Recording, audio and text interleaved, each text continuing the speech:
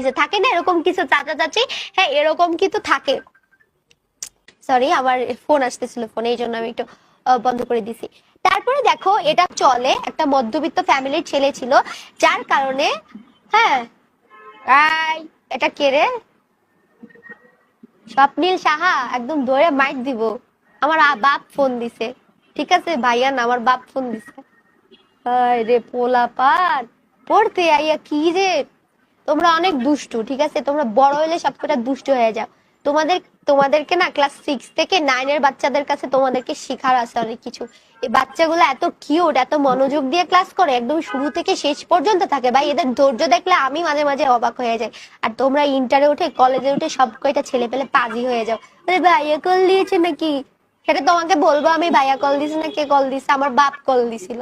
ঠিক আছে, ক্লাস মনোযোগ দিয়ে করো। আর স্বপ্নি, এই ক্লাসের শেষে আমি এমসিকিউ নিব, দেখবো কয়টার অ্যান্সার দিতে পারো, ঠিক আছে?